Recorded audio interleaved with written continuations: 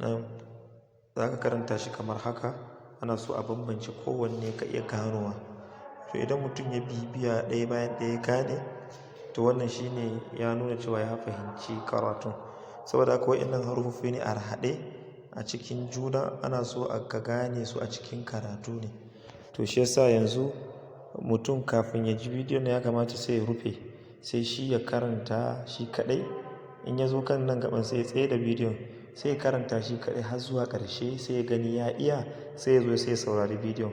Wannan bidiyon sai ya zama za ka gane ka yi daidai ko kuma akwai ɗan kurakurai. Idan akwai ɗan kurakurai sai mutum ya gyara kuma sai ya ɗaura. Saboda haka zan karanta su a ga menene da menene a nan duka. Na farko za ku ga akwai alif, sai lam alif, haka yake ya kamata a karanta shi.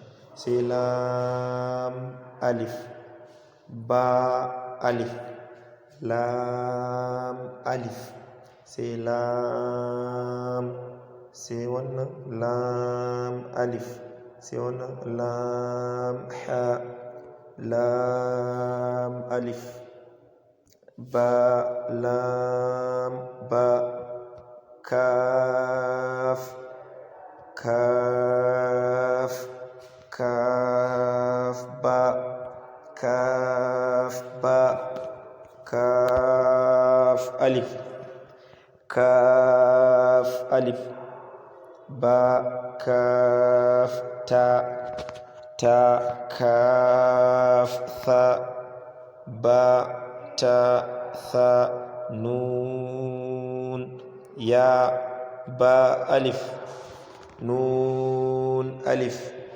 ta alif, ya alif, tha alif, ba sin, ya sin, nun sin, ta sin,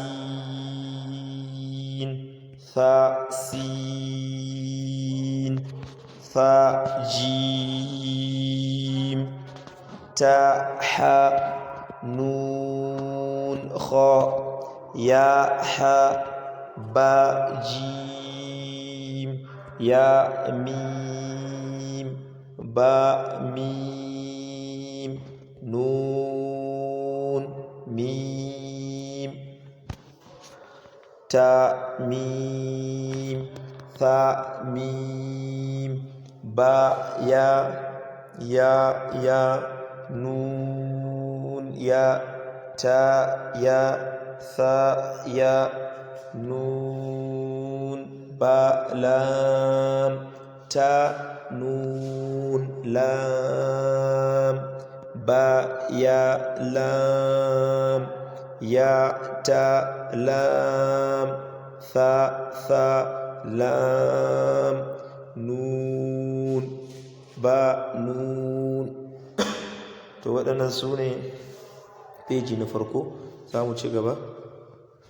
Sai ba nun, nun, ta ya nun, ya ta nun, tha tha nun, jim ha kha ha tha kha ba, jim ta, ta ha ta, ya jim ba, ba kha ta, ta ha, ba ta, ya ha ta ha.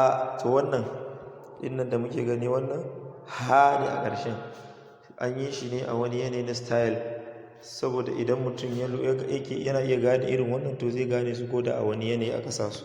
Sai in ga gan shi ɗigo kuma ta'un ne, nun ta ha, ya ha ba, ba ha alif, ba ha mim, dal dhal jim dal kha dhal ra za jim ra kha za ra za ya ra ta za sin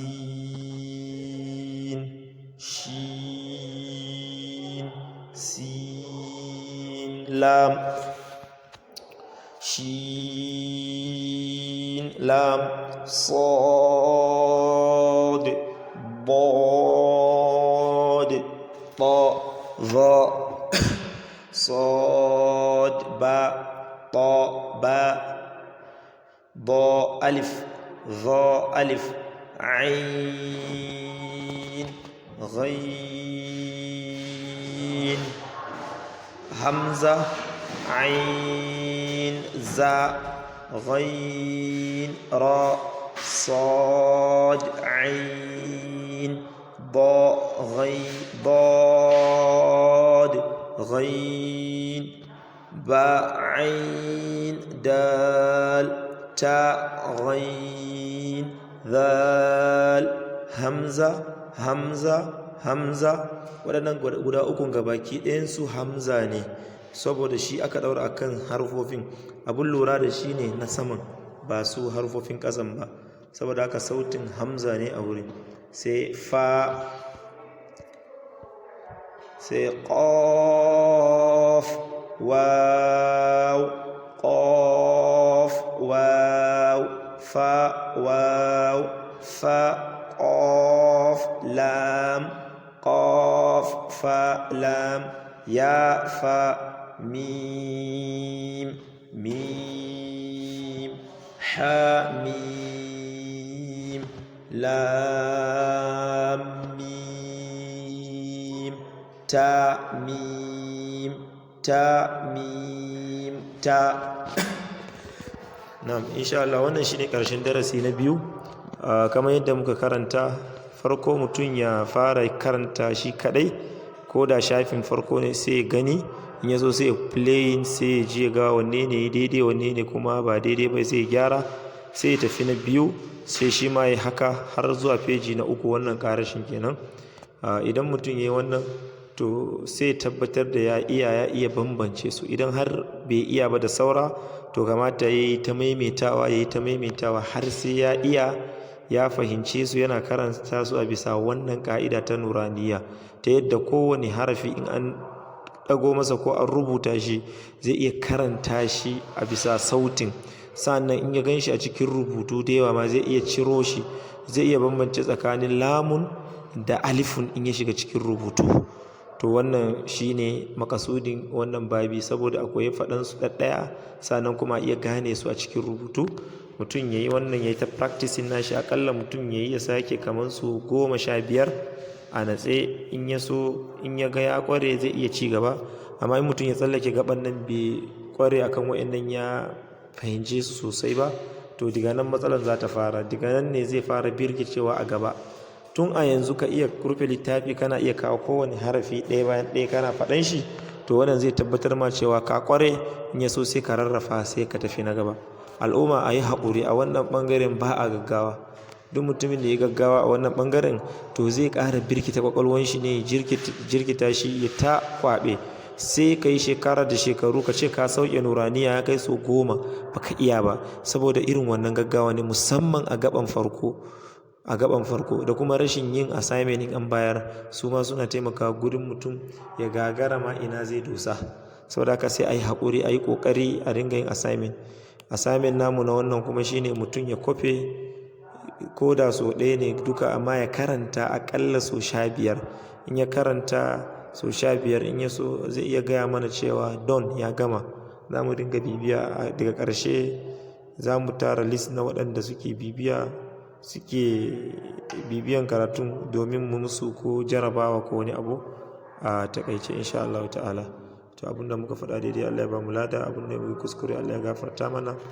Wannan shine darasin da zamu shiga nan gaba insha Allah. Subhanakallahumma bihamdika ashhadu an la ilaha illa anta astaghfiruka wa atubu ilaik. Assalamu alaikum.